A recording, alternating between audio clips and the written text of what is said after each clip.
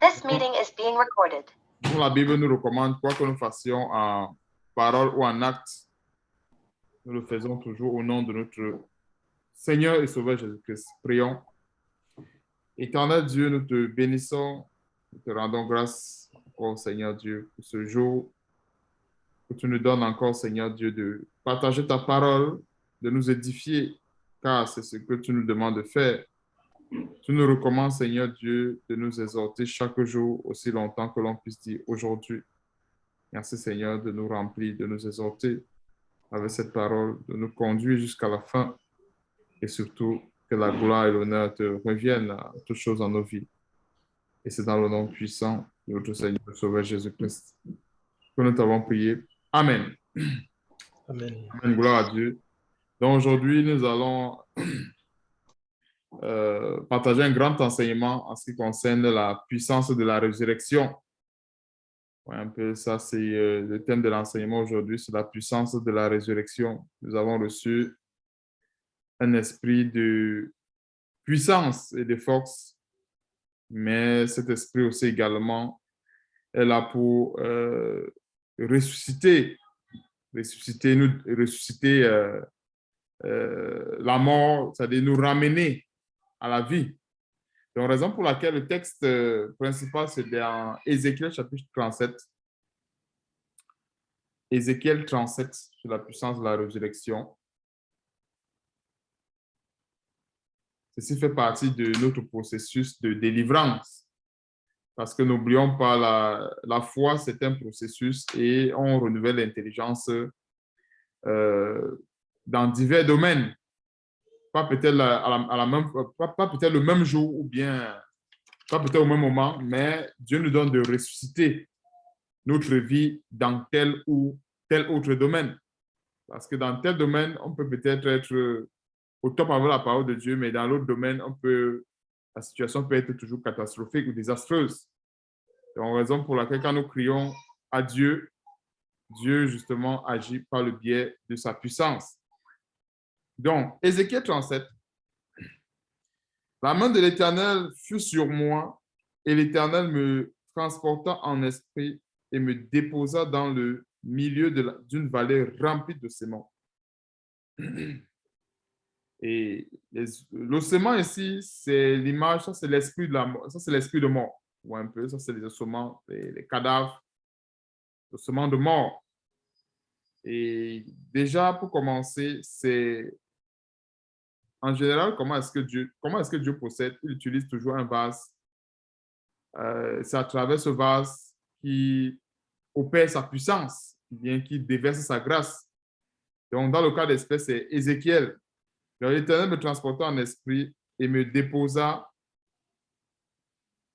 dans le milieu d'une vallée remplie de sements.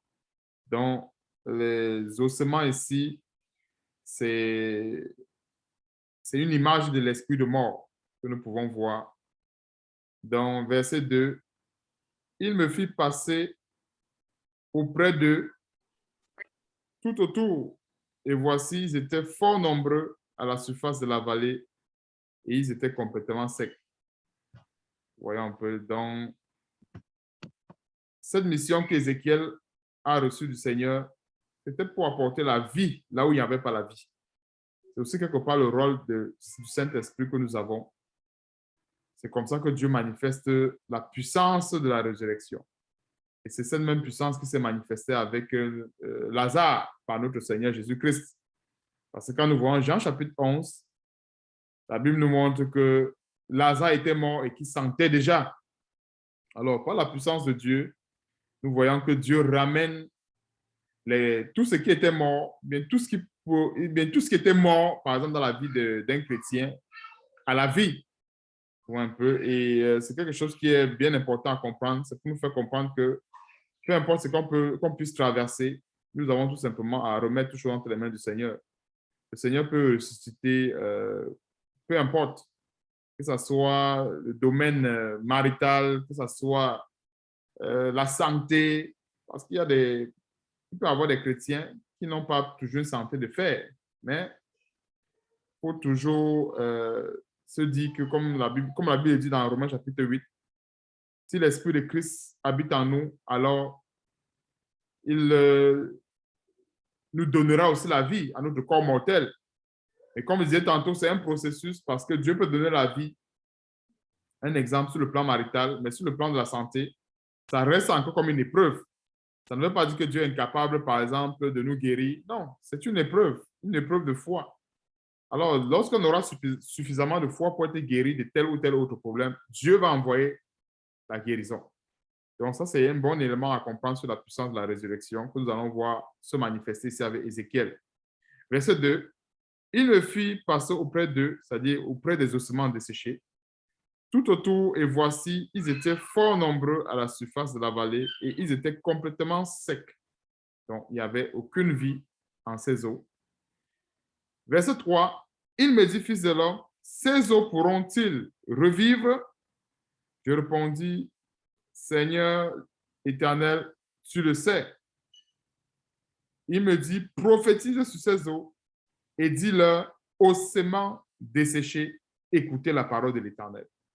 Alors, il y a beaucoup de révélations qu'on peut comprendre là-dessus.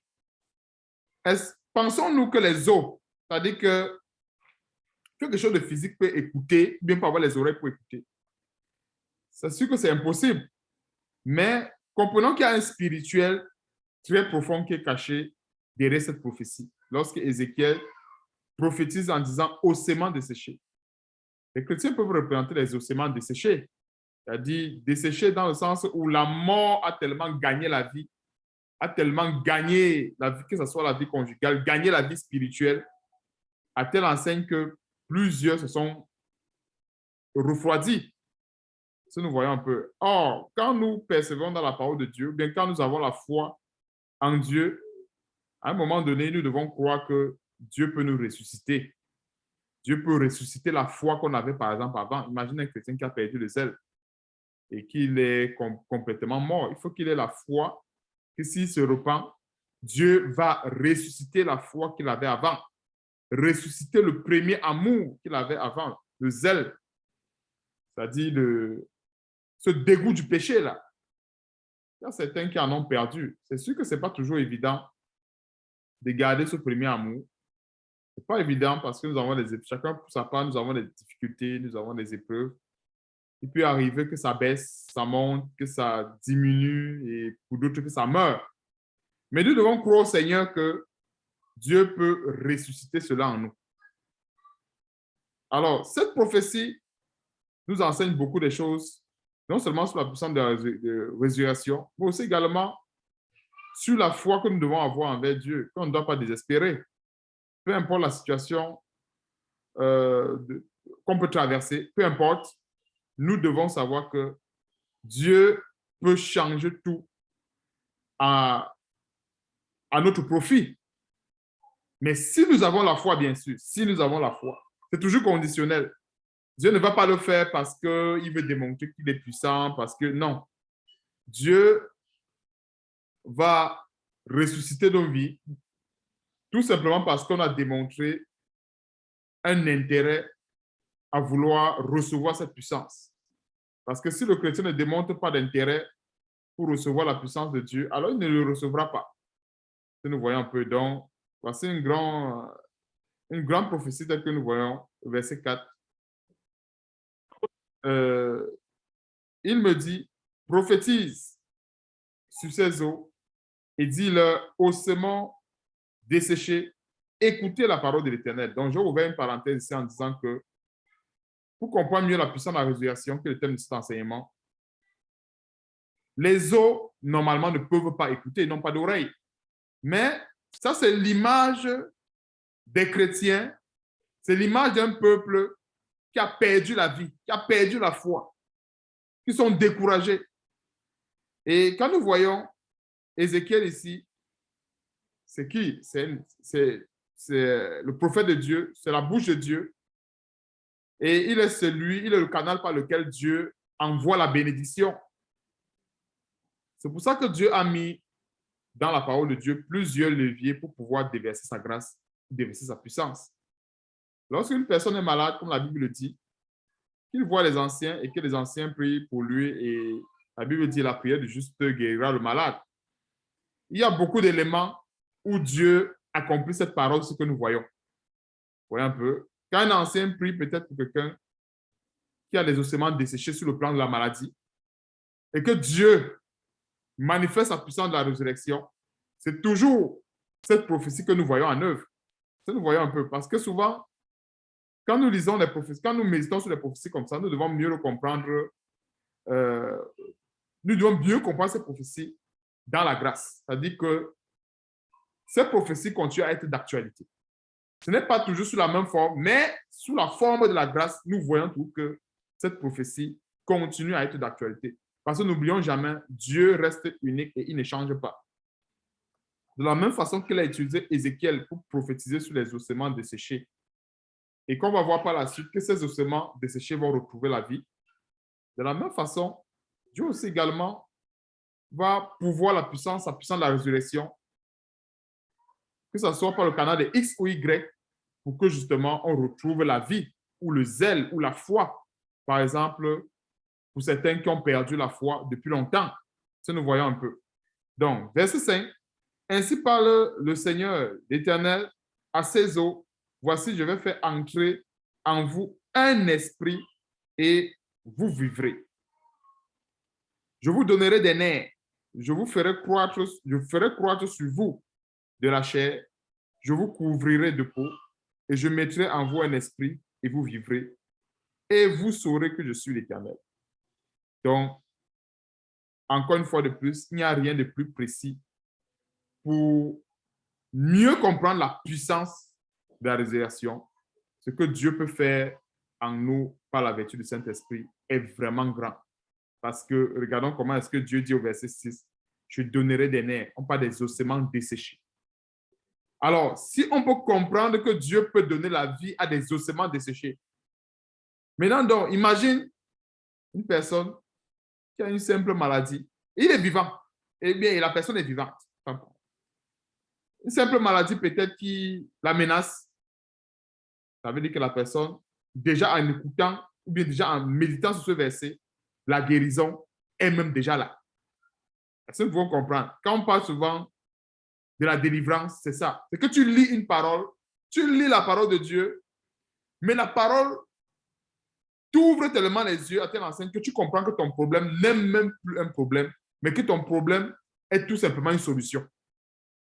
Si nous voyons un peu, qu'on parle d'un problème qui devient la solution, c'est que tu as eu telle chose parce que la solution était dans la parole de Dieu. Donc voilà ce que j'appelle un problème qui devient la solution.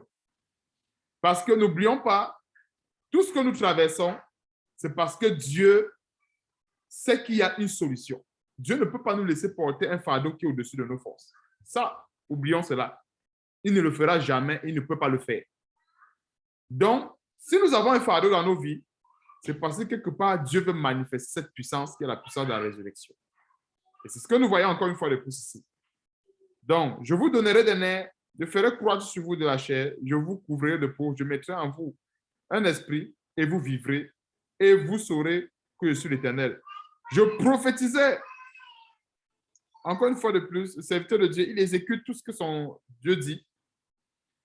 Et quand Ézéchiel prophétise, c'est de la même façon aussi également, parce que quand on parle de prophétiser ici, c'est proclamer la parole de Dieu.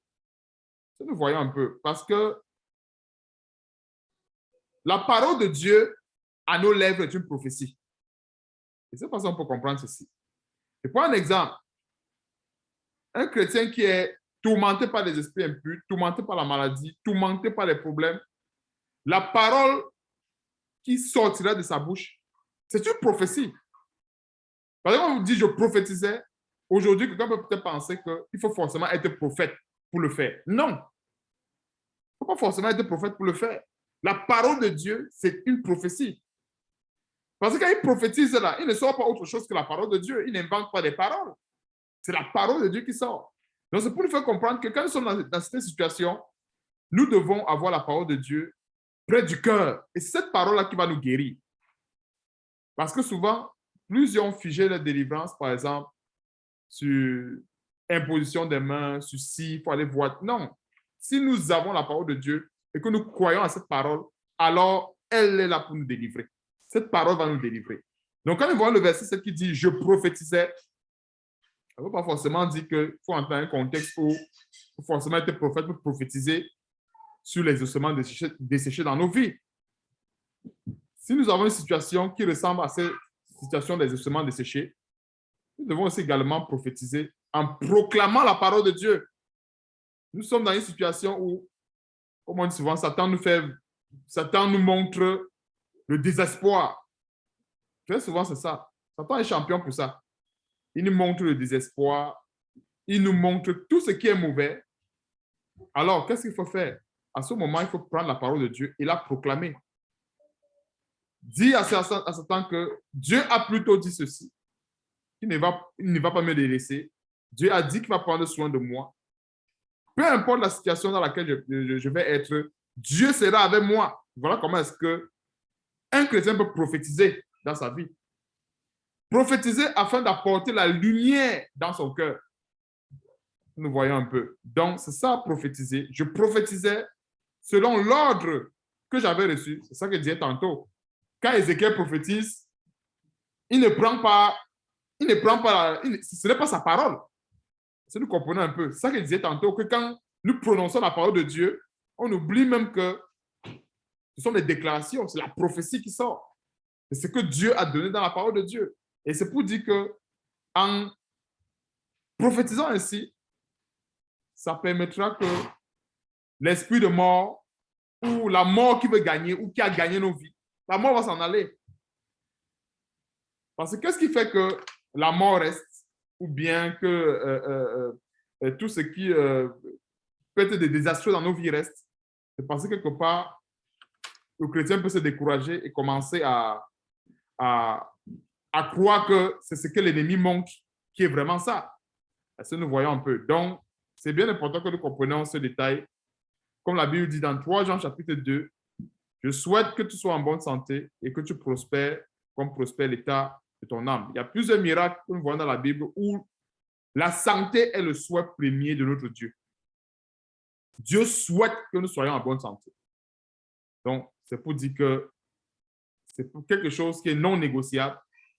Et Ésaïe 53 parle aussi également, quand la Bible nous instruit dans Ésaïe 53, la Bible nous fait comprendre que c'est des meurtrissures de Jésus-Christ que nous sommes guéris.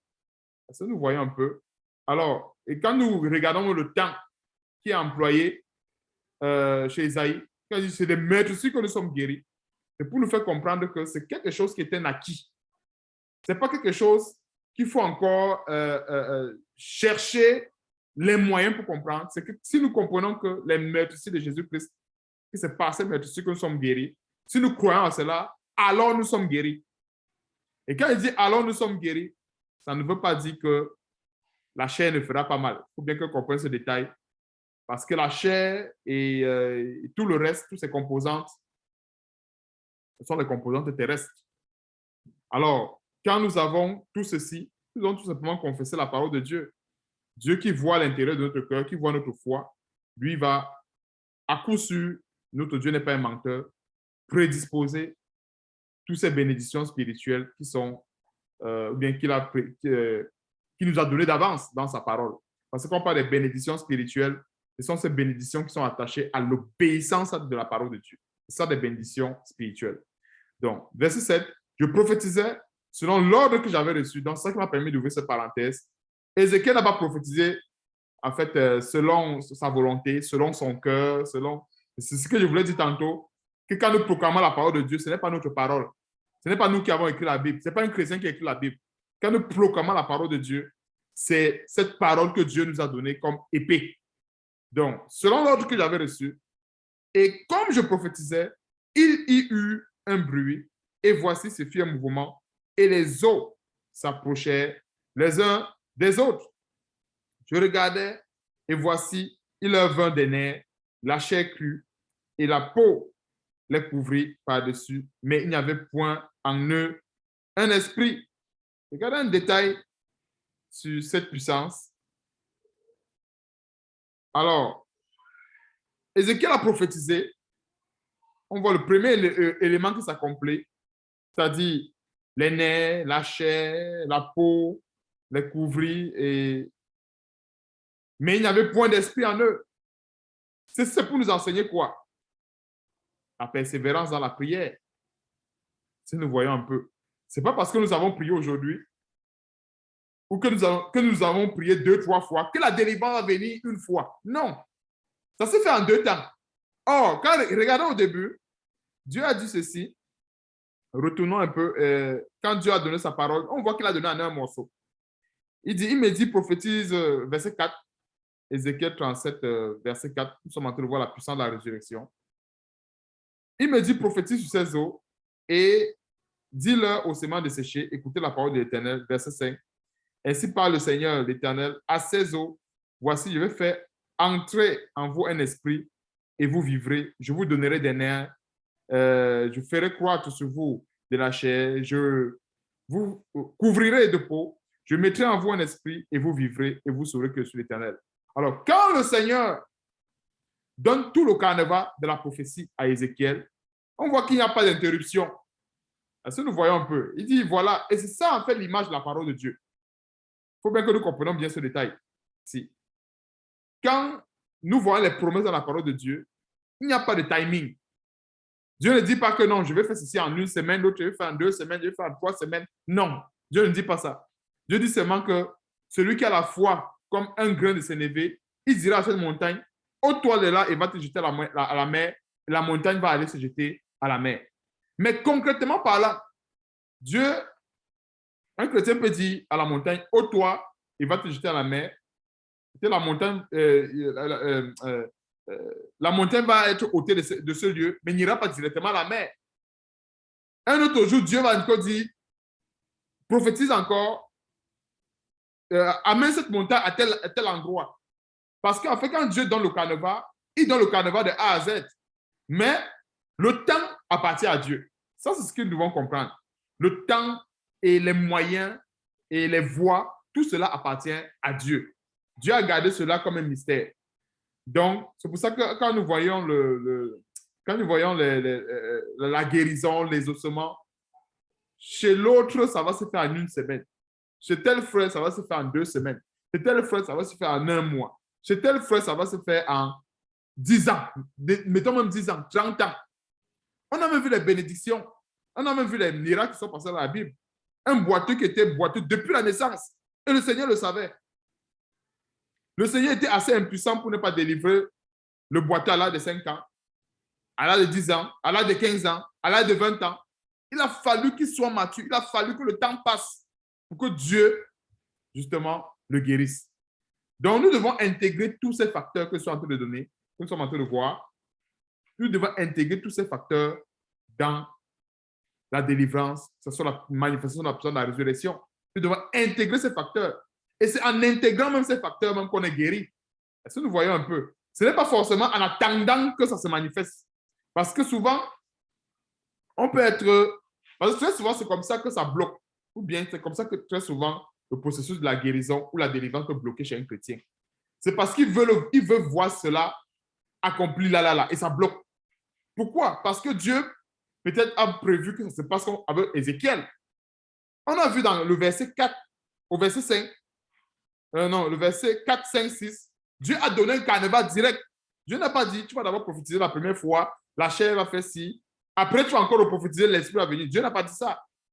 Il a donné un carnaval, il a donné de A jusqu'à Z. Et c'est comme ça que nous avons la parole de Dieu. Maintenant, donc, pendant que nous suivons le Seigneur, ou bien pendant que nous mettons à partir de cette parole, Dieu, c'est Dieu qui nous conduit. Dieu va dire, OK, aujourd'hui, tu vas faire telle chose. Comme il dit, à chaque jour suffit sa peine. Demain, il te dit, tu vas encore faire telle chose. Après-demain, il te dit, tu vas encore faire telle chose jusqu'à ce qu'on arrive à la guérison totale. Donc voilà, c'est les grands éléments qui nous permettent de comprendre aussi quelque part comment est-ce que la guérison peut venir dans la vie de quelqu'un, mais dans la vie d'un enfant de Dieu. Donc, je prophétisais selon l'ordre que j'avais reçu. Et comme je prophétisais, il y eut un bruit, et voici se fit un mouvement, et les eaux s'approchaient les uns les autres. Je regardais, voici le vin des nerfs, la chair crue, et la peau les couvrit par-dessus. Mais, c'était pas, tout ne s'est pas accompli au même moment. Mais, il n'y avait point en eux un esprit. Est-ce que c'est parce qu'il y avait point en eux un esprit que Dieu avait menti? Non. Parce que quelqu'un peut prier pour une situation. Quelqu'un, je prends peut-être l'exemple d'un chrétien qui avait mal à la tête, il avait mal aux pieds, il prie et Dieu le guérit plutôt du mal de tête. Il continue à avoir mal aux pieds. Il peut se dire, ah, peut-être Dieu, je ne sais pas si Dieu m'a exaucé. Il faut continuer de prier. Certainement, Dieu va te guérir de ton mal de pied demain. Pourquoi vouloir prier? Tu as mal à la tête, tu as mal aux pieds et tu veux avoir la guérison de ces deux maladies le même jour. Ce n'est pas possible. Ça, nous voyons un peu, ce n'est pas possible. Et c'est comme ça que Dieu se révèle dans ses voies. Il se révèle dans sa parole. Donc, au verset 9, il me dit, prophétise. Encore une fois de plus, parle à l'esprit. Prophétise. Fils de l'homme, dis à l'esprit. Il y a un détail ici. Pour recevoir l'esprit de Dieu. Parle à l'esprit. Dis à l'esprit. C'est pour dire que c'est profond. Parle à l'esprit. Dis à l'esprit. Ainsi parle le Seigneur l'Éternel. Esprit, vient des quatre vents, souffle sur ces morts et qu'il revive. Verset 10. Je prophétisais. Vous voyez un peu, encore une fois de plus. Je prophétisais selon l'ordre qu'il m'avait donné. Parce que nous voyons toujours, il y a toujours un dénominateur commun. Il n'a pas prophétisé selon sa volonté. Il n'a pas prophétisé selon ses pensées. Il n'a pas prophétisé selon ce qu'il connaissait ou bien selon ses connaissances.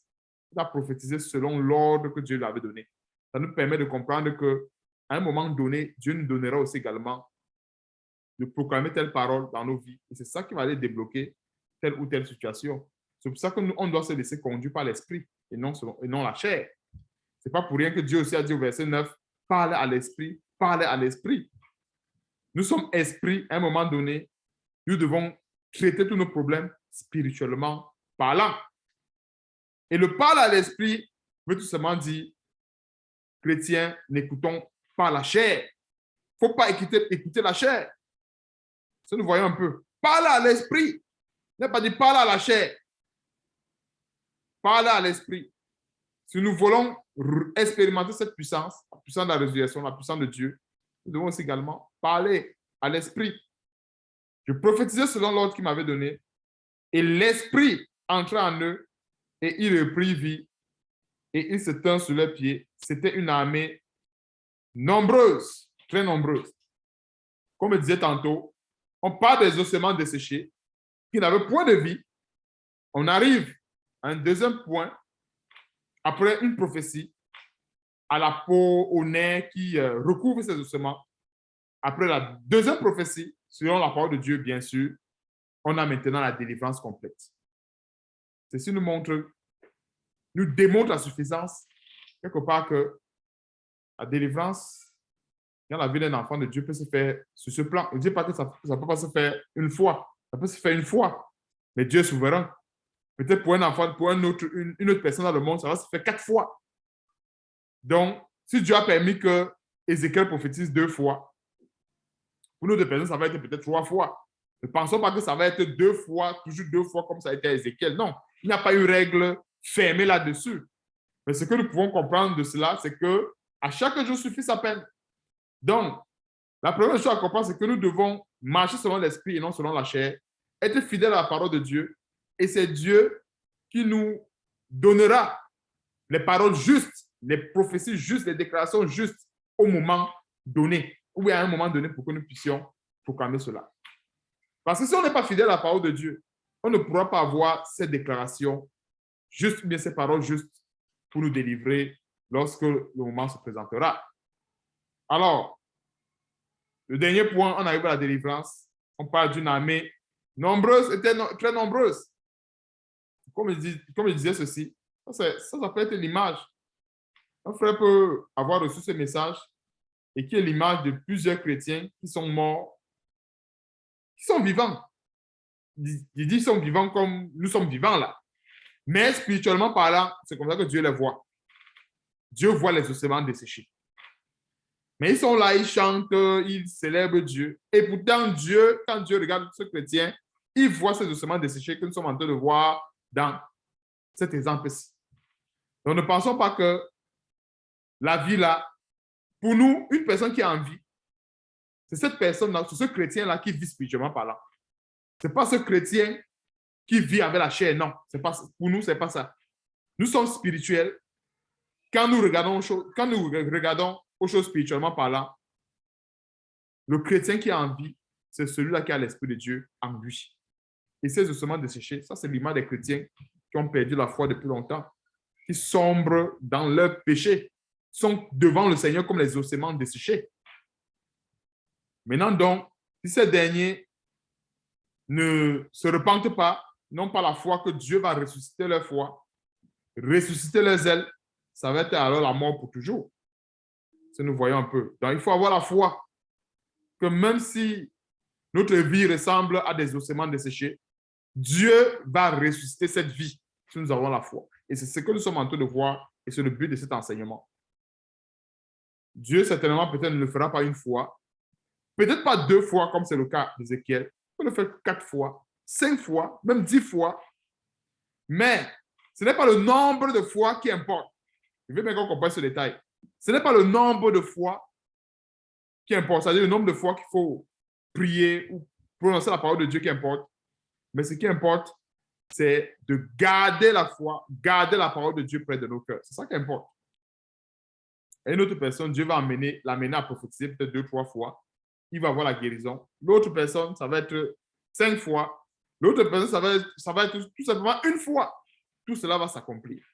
Donc, voici un grand mystère que Dieu est en train de nous révéler ici par rapport à la délivrance, que ce soit par rapport à la guérison. Voyons un peu. Dieu est en train de nous révéler un grand mystère ici. Et ça va nous délivrer de certaines situations. Parce que souvent, qu'est-ce que Satan fait? Comme je disais tantôt, un chrétien qui a mal aux pieds et qui a mal au ventre, il prie, Dieu guérit son ventre, mais le mal de pied continue. Satan peut faire comprendre à ce chrétien que non, certainement rien ne s'est passé. Le ventre s'est calmé parce que tu as tout simplement bu de l'eau, bien parce que tu avais certainement, tu avais tel problème, tu as bu de l'eau, ça s'est calmé. Donc, ne pense pas que c'est ta prière qui a agi. Parce que nous voyons un peu. Voilà que tu as toujours mal aux pieds. Ils vont confesser que non. Dieu fait chaque chose en son temps. Il a commencé par me guérir du ventre. Alors, il faut aussi également guérir mon pied. Il faut tout simplement être patient avec Dieu. Parce que le même Dieu qui a commencé à guérir mon ventre, c'est lui qui va finir par guérir mon pied. Et comme je disais tantôt, Dieu est souverain. On ne va pas le forcer à faire tout ça le même jour. Nous voyons un peu. Il a commencé à guérir le ventre. Qu'est-ce qu'il faut faire? Rendons gloire à Dieu. Rendons grâce à Dieu. Voilà l'une des grandes choses pour préparer la porte à l'autre délivrance. Voilà l'une des grandes choses pour préparer la porte. Nous devons rendre grâce à Dieu pour toutes choses. Sur 2 problèmes que nous avons eus, Dieu a résolu un. Rendons grâce à Dieu. Ne soyons pas de ces personnes-là. Oh Seigneur, pourquoi est-ce que j'ai l'autre problème? Mais Dieu a déjà résolu un. Il faut déjà rendre grâce à Dieu pour celui-là. Et c'est comme cela que nous serons en train de préparer la porte pour l'autre. En fait, c'est comme ça que nous serons en train de préparer la délivrance pour le deuxième problème. Donc, ce sont les grands détails pour avoir la guérison, la véritable guérison qui vient de Dieu aussi également. Verset 11. Il me dit, Fils de l'homme, ces eaux, c'est toute la maison d'Israël. Si nous voyons, quand je parlais tantôt des enfants de Dieu, on me dit c'est la parole de Dieu qui s'explique elle-même. C'est toute la maison d'Israël. Ce n'est pas toute la maison d'Israël en tant que des êtres morts. Ils étaient vivants. Comme des chrétiens aujourd'hui qui sont vivants, mais Dieu les voit comme des ossements desséchés. Il me dit, Fils de l'homme, ces eaux, c'est toute la maison d'Israël. Voici, ils disent, nos eaux sont desséchées, notre espérance est détruite. Nous sommes perdus. Tout ceci, c'est l'explication, ce sont les éléments qu'il disait plus haut, à savoir les chrétiens qui ont déjà perdu la foi, qui ont déjà fait naufrage par rapport à la foi, sont des chrétiens qui ont, en fait, Dieu les voit comme ces ossements desséchés. Un chrétien qui a perdu la foi, est-ce qu'il a encore la vie? Il n'a plus la vie. Il est tout simplement un ossement desséché. Et c'est ce que nous voyons ici. Verset 12. Prophétise donc et dis-leur, ainsi parle le Seigneur, voici, j'ouvrirai vos sépulcres. Je vous ferai sortir de vos sépulcres, ô mon peuple, et je vous ramènerai dans le pays d'Israël. Et Dieu est toujours miséricordieux, il est toujours bon. Et ça nous montre son amour infini. Vous voyez un peu. Et comment est-ce que Dieu peut ménager cette voie de délivrance? Dieu peut ménager cette voie de délivrance en envoyant ses messagers, tel qu'il a envoyé Ézéchiel. Il va envoyer quelque part aussi également un frère, un serviteur de Dieu, peu importe, pour aller porter le message à celui-là qui a les ossements desséchés, afin qu'il se repente. Voilà comment Dieu peut le faire encore aujourd'hui, concrètement parlant. Et quand nous voyons ceci, je vous ferai, c'est une promesse. Dieu n'est pas en train de dire, je vais vous faire sortir. C'est je vous ferai. Et quand il y a une promesse, c'est parce qu'il y a des conditions à remplir, il y a des éléments à remplir. Dieu envoie ses serviteurs, il envoie ses bases sur le terrain avec la parole de Dieu, cette parole qui guérit. Et maintenant donc, si les chrétiens, sous la forme de ces ossements desséchés, écoutent la parole de vie, qu'est-ce qui va se passer? Dieu va les faire sortir du sépulcre. Hein? Les faire sortir du sépulcre comment? Ça, c'est figurativement parlant. Ça ne veut pas dire qu'il y a des chrétiens qui dorment dans les sépulcres quand ils ont perdu la foi. Non, c'est que leur vie ressemble à cela. C'est une image. Le chrétien qui a fait naufrage par rapport à la foi, Dieu le voit comme un mort. Il est dans un sépulcre. Maintenant, donc, quand Dieu envoie un messager, un disciple du Seigneur, un serviteur de Dieu, pour proclamer la parole de vérité, Dieu est en train de mettre en œuvre ce que nous sommes en train de voir là. Dieu est en train de vouloir délivrer cette personne, délivrer ce chrétien de la mort, en le faisant sortir du sépulcre. C'est pour ça qu'il y a le temps futur, le je vous ferai. Il dit ça pourquoi? Parce que Dieu envoie souvent la délivrance, mais il y a des chrétiens qui refusent. Ça, il faut que nous soyons conscients de cela. Ce n'est pas parce que Dieu a dit je vous ferai sortir du sépulcre. Il y a certains chrétiens qui vont dire non, Dieu, laisse-moi ici. Laisse-moi, je suis bien dans mon sépulcre. Ne me délivre pas. Parce que quand Dieu envoie la parole de vérité, il y a certains qui vont se convertir. Et ils vont expérimenter cette prophétie que nous sommes en train de voir. Dieu va les faire sortir de ce sépulcre. Mais pensons-nous que ceux qui vont refuser la parole de Dieu, ils vont sortir du sépulcre? Non. Notre Dieu est juste. Dieu ne peut pas faire les choses sans sa parole. Ça, il faut qu'on oublie ça. Et tout chrétien doit oublier ce facteur-là. Dieu ne peut pas travailler en dehors de sa parole. Dieu dit, voici, je mets devant toi la mort et la vie, le bien et le mal. Et je te conseille, choisis la vie. Alors, si un chrétien a une vie qui ressemble aux ossements desséchés, à un moment donné, s'il écoute la prédication de la foi, Dieu va dire, choisis la vie pour vivre. Mais s'il ne choisit pas la vie, Dieu ne va pas sortir de ce chrétien de sépulcre. C'est faux, Dieu ne le fera pas. Parce que nous voyons un peu. Quand nous voyons cette promesse, certains peuvent penser que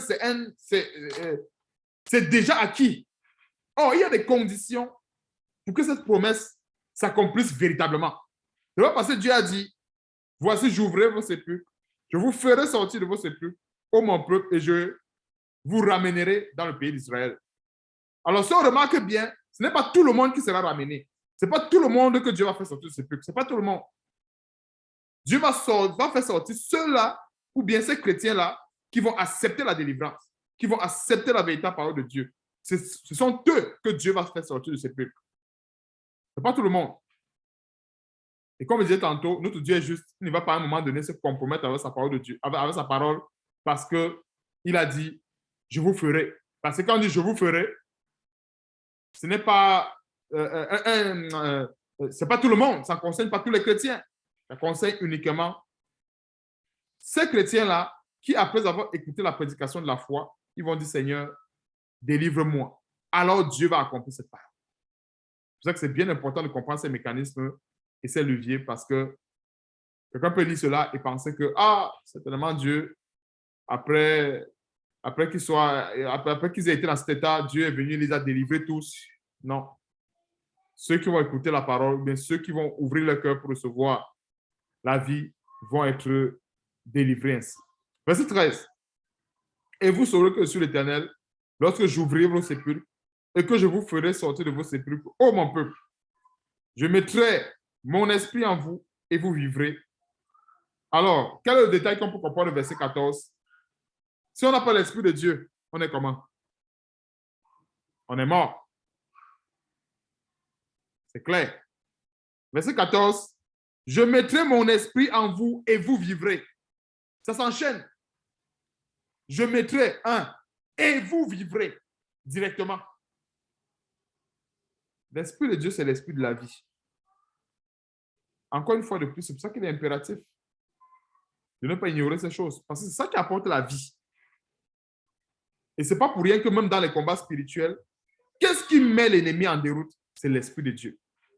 Lorsque l'ennemi viendra comme un fleuve, l'Esprit de l'Éternel le mettra en déroute. C'est clair. Parce que souvent, quand l'ennemi vient, il voit la flamme du chrétien allumée à 100%. Il ne peut pas s'approcher.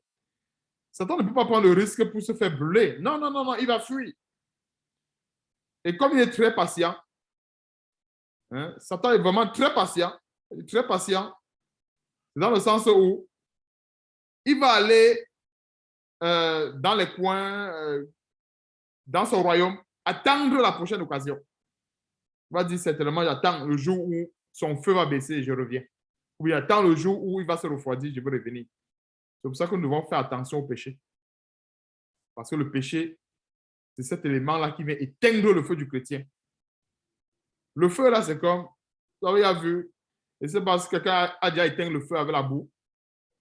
Vous voyez un peu, la boue, c'est le péché. Vous voyez un peu. Si nous voyons un feu qui est allumé, le feu de bois, c'est-à-dire que on peut allumer un feu de bois et maintenant prendre la boue. C'est-à-dire qu'avoir la boue dans un seau, on lance dans le feu là. Après quelques secondes, le feu va s'éteindre. C'est la même chose avec le péché. La même chose. Ce n'est pas la boue, pas l'eau, la boue. Parce que l'eau, c'est la parole de Dieu. Si on prend la boue, une bonne boue là, épaisse, on jette ça au feu, le feu va s'éteindre. C'est pareil avec le chrétien et le péché. Le péché là, c'est la boue là. Et le feu qui est allumé, c'est le Saint-Esprit. Lorsque nous laissons entrer la boue, qu'est-ce que la boue fait? La boue vient éteindre le Saint-Esprit. Et quand l'ennemi vient, il ne voit plus le feu. Il voit que la maison est balayée, que la maison est bien ornée. Il va maintenant chercher 7 autres démons, ou bien plusieurs démons. Il vient maintenant s'asseoir dans la maison. Et ils occupent cette maison. Et la condition de cette personne est pire que la première. C'est pour cela que ceux qui ont goûté à la puissance céleste, qui ont goûté au don du Saint-Esprit, comme la Bible le dit dans Hébreu, on n'a pas le choix. Ces gens n'ont pas le choix de persévérer, de garder la foi, de se faire violence pour garder le feu de Dieu. Parce que si ce feu s'éteint, c'est terrible. La nature a horreur du vide. Ne pensons pas que si le feu de Dieu s'éteint, on reste dans le neutre. On ne reste pas dans le neutre. C'est plutôt les ténèbres qui gagnent le terrain. Donc, et au verset 13, non, verset 14, je mettrai mon esprit en vous et vous vivrez. C'est ça l'image du Saint-Esprit qui nous donne la vie. Le Saint-Esprit qui nous fait vivre. L'Esprit de Dieu en nous, c'est ce qu'on va aller dans Romains chapitre 8. Qu'on comprenne. C'est assez bref dans Romains chapitre 8. Nous voyons aussi également manifeste la puissance de la résurrection.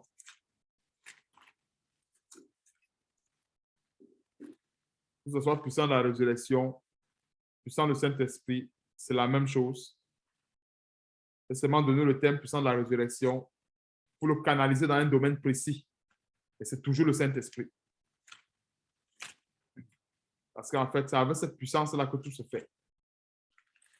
Il n'y a pas une autre puissance.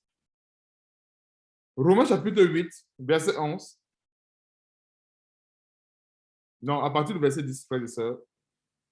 Ces deux versets résument l'enseignement sur cette puissance, la puissance de la résurrection. Ces deux versets, Romains chapitre 8, verset 10 à 11, c'est ce que j'appelle les versets résumés. Et si Christ, et si, pourquoi est-ce qu'il y a le conditionnel? Parce que s'il n'y a pas Christ, on ne continue même plus, on ne lit plus le verset.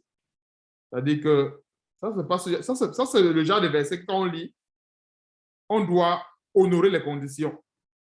C'est pour dire que s'il n'y a pas déjà Christ, je ne continue plus la suite. Je ne perds pas le temps en disant, ah non, certainement, non. Et si Christ est d'abord là?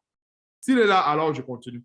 S'il n'est pas là, ok, j'abandonne, je cherche un autre verset parce que ce n'est plus ma situation. Verset 10. Et si Christ est en vous, c'est la première condition. Il faut que Christ soit en nous.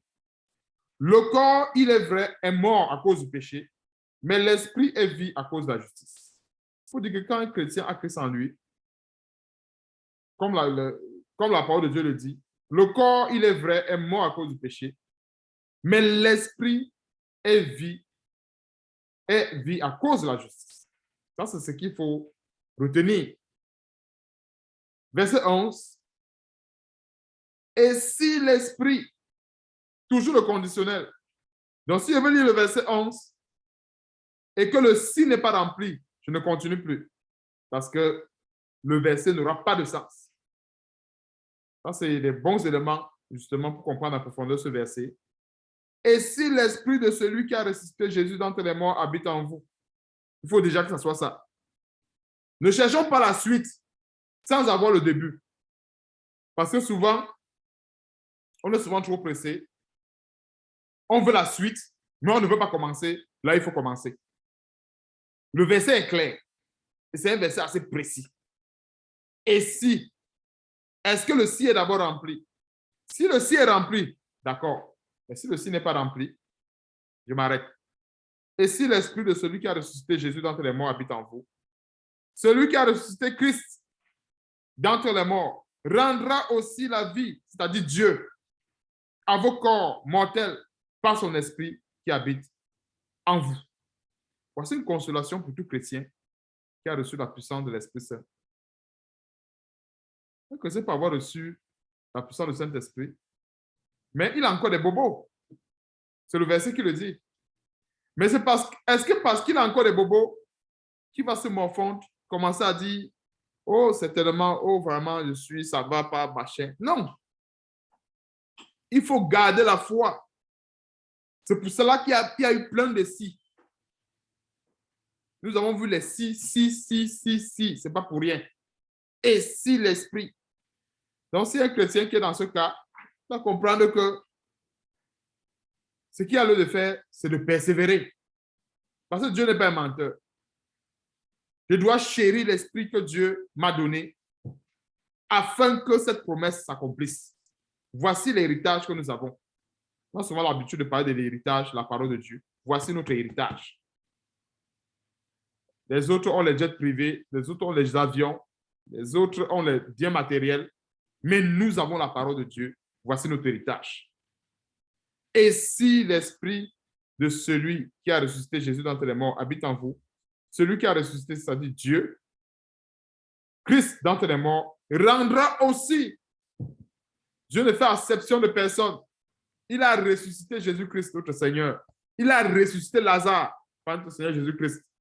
Voici, on a vu aussi également avec Ézéchiel comment Dieu a ressuscité le peuple d'Israël qui était, figurativement parlant, représenté comme les ossements desséchés. Dieu les a ressuscités. Pensons-nous que c'est notre cas qui va être différent. Dieu va arriver à notre cas et Dieu va dire, nous sommes en 2022, les choses ont changé. Non, Dieu ne dira pas ça. Dieu ne dira pas ça. Il a ressuscité le peuple d'Israël sous la forme des ossements desséchés. Il y a de cela plusieurs milliers d'années. Dieu, avec notre Seigneur Jésus, n'oublions pas que Dieu était avec Jésus-Christ. quand il faisait tout sa puissance, et quand notre Seigneur guérissait, quand il ressuscitait les morts, Dieu était avec lui. Donc, c'est tout Dieu qui a fait.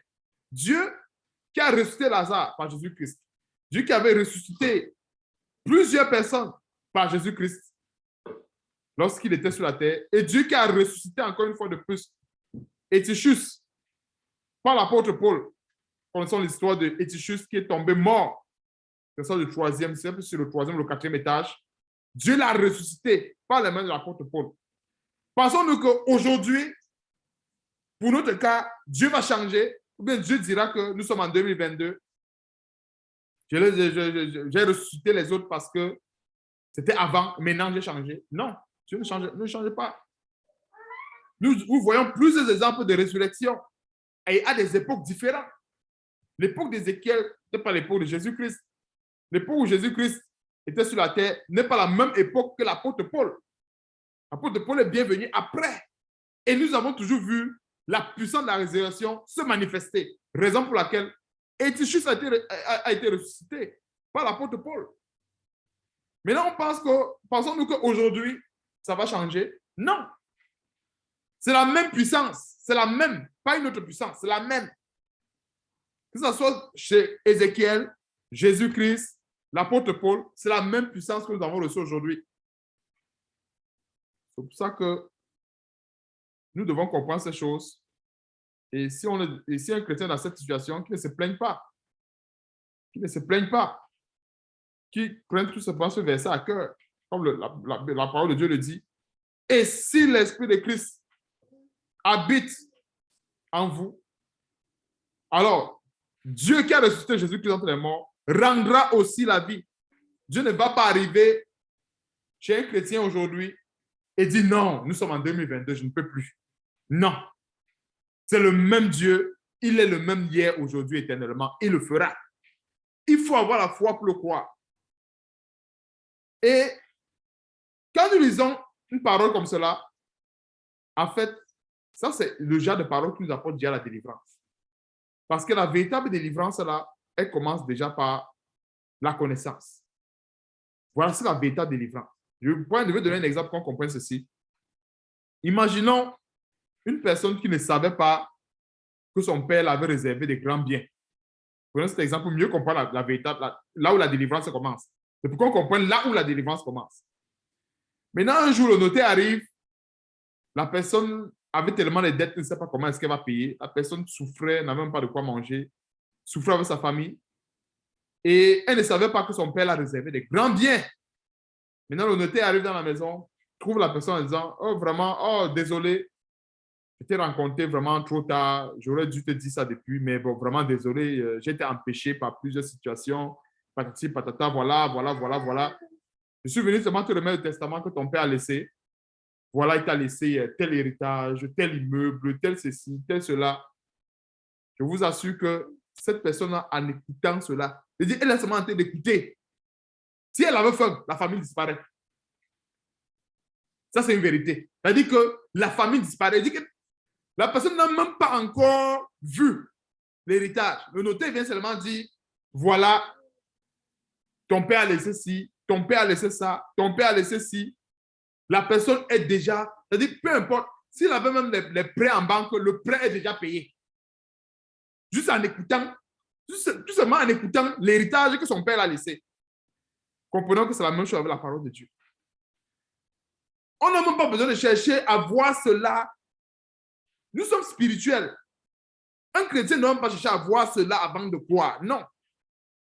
C'est pour ça que j'ai donné cet exemple pour qu'on le comprenne bien. Une personne qui est là avait des dettes, avait des problèmes.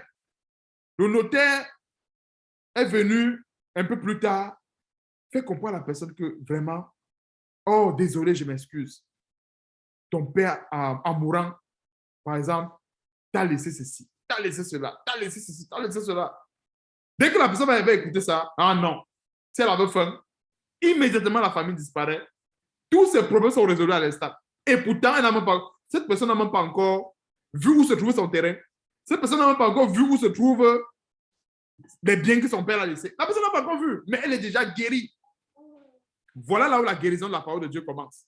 C'est-à-dire que quand nous écoutons la parole comme ça, quand nous la lisons comme ça, Elle nous guérit automatiquement. Et ce n'est pas pour rien que le Seigneur dit, là où il y a le cœur de l'homme, là où il y a son trésor. Parce que bien des fois, c'est souvent la foi à la parole de Dieu qui manque.